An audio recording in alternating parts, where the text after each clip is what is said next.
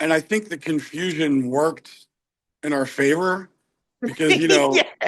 in the beginning, people are like, what is it? Is it movies? Is it a band?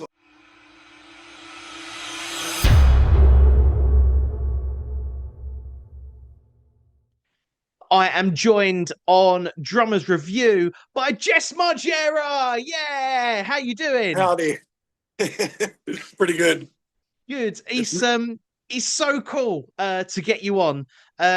I fell in love with CKY as many other drummers did when you first appeared on Tony Hawk's Pro Skater 3. I just used to have 96 Quite Bitter Beings just on repeat all the time while I was playing as your brother doing kick flips over stuff, and it's amazing how much success you've had, Jess. it's pretty awesome to still be doing it 26 years later or whatever it's been. It's absolutely incredible. I mean, it's fair to say you grew up in a famously creative and equally, I suppose, chaotic household. What are your earliest memories of music, and what lit that spark for you to start drumming? My neighbor, my good friend when I was really little, his older brother had, Zeppelin records, Pink Floyd records, all that. And I think I watched Song Remains the Same. Like he just had it on like a VHS copy, And Yeah. that's when I was just like enamored with Bonham and how rad it was. I was like, I have to learn how to do that. And luckily my two uncles are drummers, so they taught me. Wow. Mhm. So John Bonham for you was a huge inspiration. Yeah, definitely big time. That's numero uno for me. Like most drummers, I'm sure. He's kind of the goat, of rock drumming. Yeah, I mean, I would completely agree. I think Bonham, Per, they're just up there as some of the the greatest in the world. Um, Definitely. the CKY's sound stood out as kind of uniquely raw yet very melodic. How did your drumming style evolve to fit the identity of CKY? For example, on 96 Quite Bitter Beings, the Mhm. chorus is kind of open for half the chorus, and then you scat on the second half of the chorus. It's like they're almost two different songs in one drum beat. Yeah, I try to a lot of times try to think like a guitar player and try to play a beat that matches the riff as good as possible. Yeah. Yeah, it's probably a weird way to. I try not to think of it as like a standard drummer would look at a lot of things. I try to listen to the riff and accent whatever I can, what part of the riff stands out to me, and do things like the hi-hat thing or whatever. Um, yeah, just to make it different. And do you read music, Jess, or is everything you do purely from ear? Uh, they tried to teach me how to read music when I took lessons when I was really little, and yeah, I've told this story a lot, but I saw my drum teacher like fairly recently, and he said I owe him a new laptop because he spit coffee all over it when he saw a Ludwig ad with me in Modern Drummer, because he was like, "You were my worst student by far." So yeah, I didn't really. He was trying to teach me how to read, and I was like, just teach me how to play Guns N' Roses beats. you know? Yes.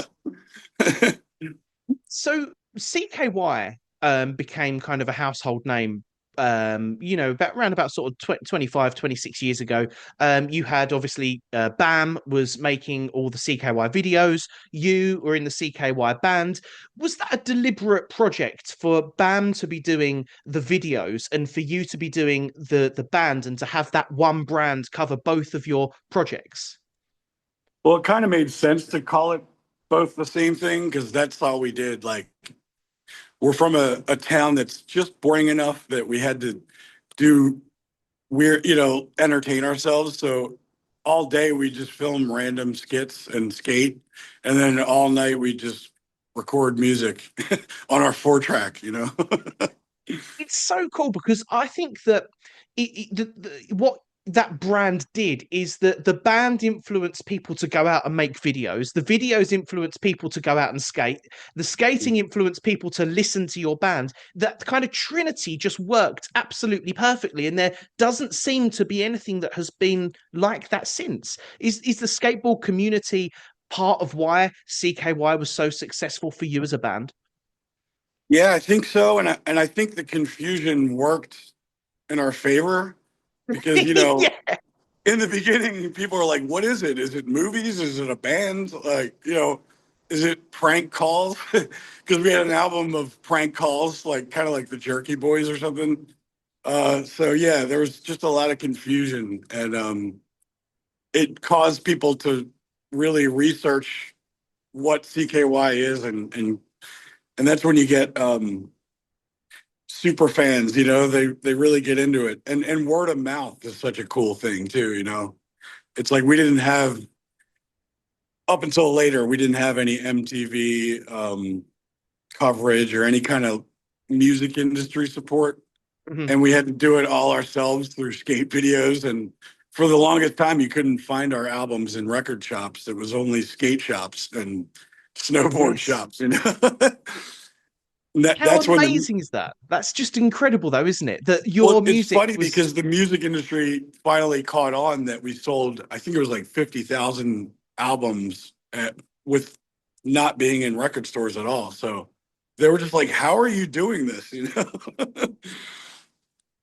Scene just absolutely exploded, didn't it? Do you think that bands can get out there, being the soundtrack for homemade videos in the same way that you did with CKY? Do you think that bands can get out there in that way, or do you think now everything is just pushed so much onto social media? I think it's easier for with YouTube and everything for people to do that. But at the same time, now there's so much content. It's hard to stick out. There's like bands that I think are amazing that are relatively unknown. So Mm, that's kind of weird. There's just so many, everybody has a Spotify, everybody has a YouTube, and it's easy to get buried in the shuffle these days. But yes. at the same time, you know, like we can tour places that back when we started, if you didn't have albums in stores, there's no point in going there. But Mm. we played like Croatia, Budapest, like all these weird places that we never could have before, but because of the internet, now we have good shows there. Is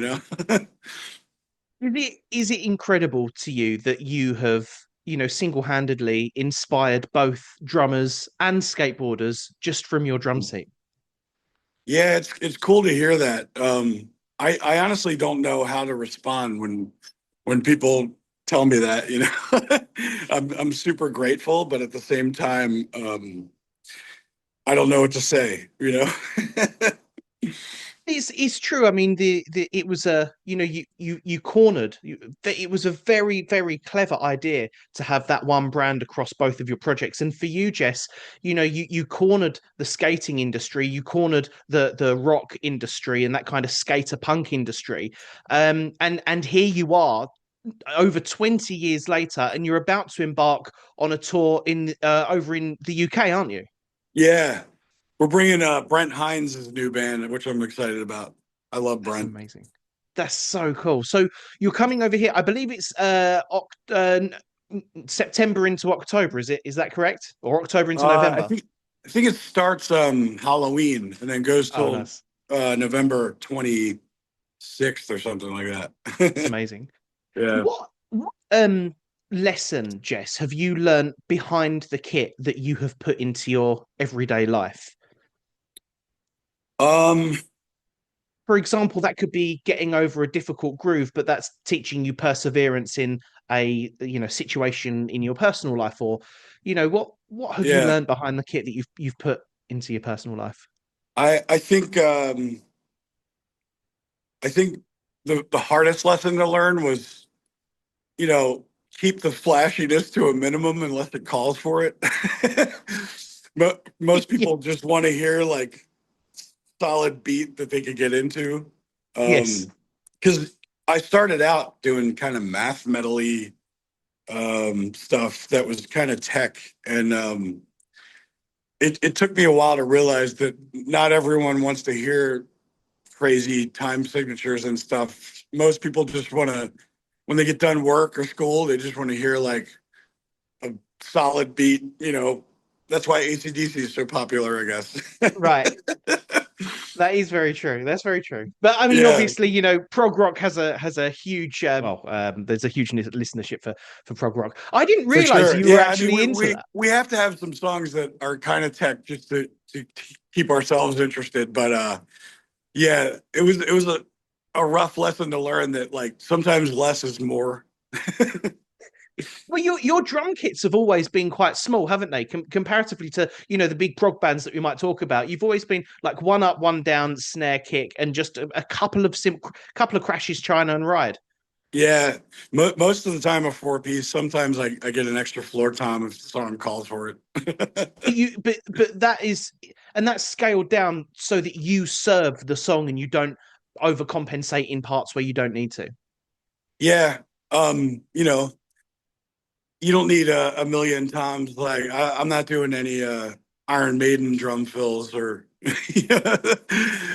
Sometimes I do, but yeah, I figured out a way to keep it somewhat minimal and serve the song. That's amazing. Um, Jess, thank you so much for coming on Drummers Review. Absolutely. Thanks It's for having been me. no stop. You hang up. No, you hang up. Stop it.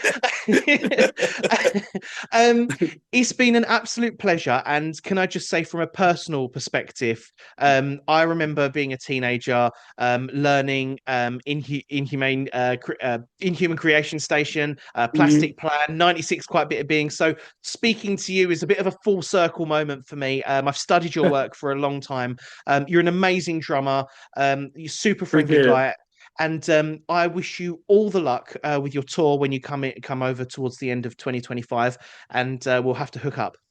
Yeah, absolutely. I'm looking forward to it. Thank you, Jess. England is like one of our favorite places to play.